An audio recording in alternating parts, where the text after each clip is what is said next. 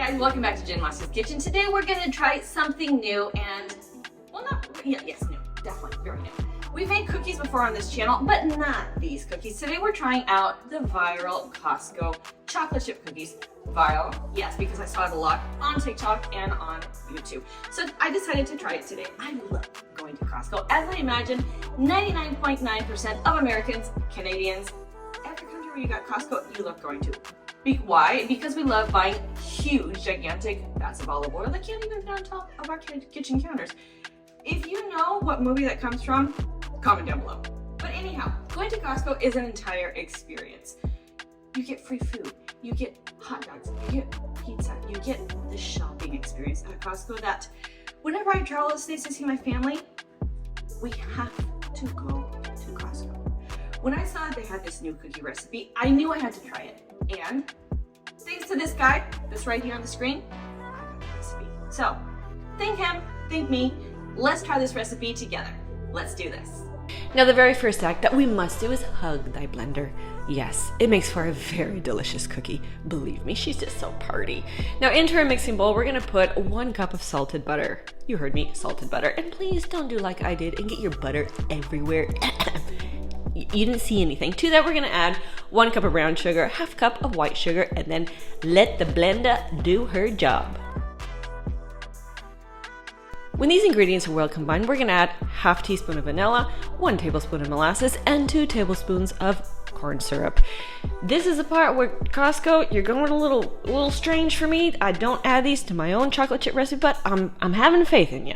To this, we're gonna add 2 eggs. And don't do like I do. Please break these into a separate dish. But you know what? I was a little bit lazy and no pasó nada. Nothing happened. Everything's good. Now beat until these ingredients are well combined. And to this, we're gonna add 1/2 teaspoon salt and 1/2 teaspoon soda.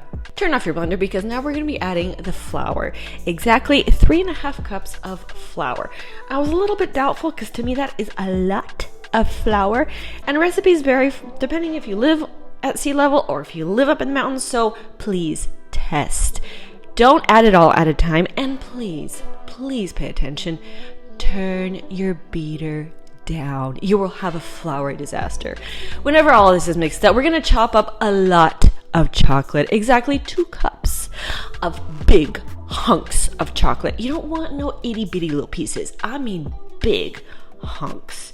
At this point I realized, yes, I did need the whole 3.5 cups of flour because I needed that thick, firm consistency of the cookie. As you can see in my hand, that is a perfect cookie ball.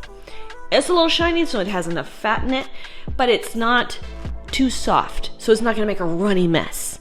We're gonna put it in the fridge just for a few minutes while we preheat our oven. We're gonna heat it at 350, and then, yeah, exactly. You know your cookie dough is ready when you put it over your head and nothing happens. We're gonna put it on a cookie tray. I always recommend to space your cookies out sufficiently, even if it takes a little bit more time to bake, because there is nothing worse than cookies running together. You may as well have had made bars. Why make cookies at that point? Put it into the oven for about 10 minutes. Put your timer on for about 10 minutes. It may take a little longer, it may take a little bit less, depending on where you live. That's why baking is never my favorite part, because it is definitely a science, and my blonde brain don't exactly go there all the time. After about 12 minutes, these puppies were done and in for the second try. And just look, these cookies are fantastic, scrumptious, and ready to taste. The bottom is perfect when it is not burned, but just barely brown. It's gonna be gooey and delicious inside. Enjoy.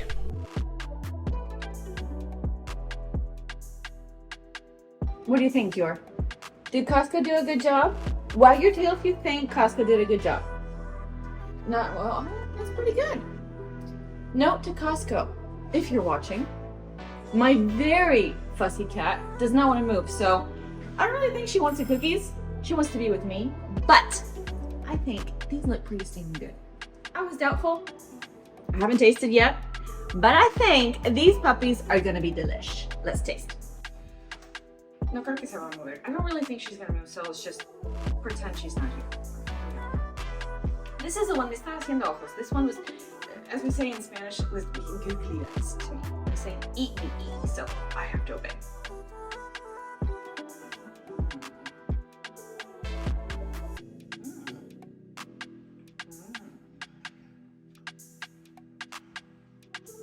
well, keep it short and sweet. It's fantastic.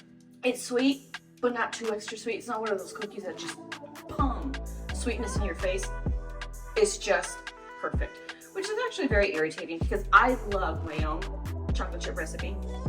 And I was actually kind of hoping like, I'm gonna beat you, Costco, but you won. Well, no, we're equal. Both recipes are very good. This one is the texture is a little smoother because in my recipe there's walnuts, there's oatmeal. It is fantastic.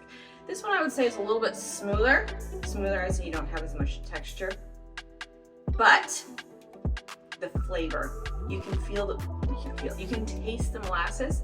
It's super duper good. With the aim on not peeking out on camera, I will finish later. Every time I visit Costco, it is a heavenly experience. Your coffee is exquisite. The frozen mocha, I forget what it's called, but every parent, every person who goes to Costco knows exactly what I'm talking about. Hot dog, pizza, it's an entire experience. So I was really happy. I was really happy with this recipe, how it turned out. I didn't expect it to be as good as it actually turned out, but Costco, again, I gotta hand it to you. You nailed it. Thanks everyone for joining us again here in Jenn Masio's Kitchen, and join us again next week for another fun and cool recipe. And obviously, super, super good. See you next time. Bye.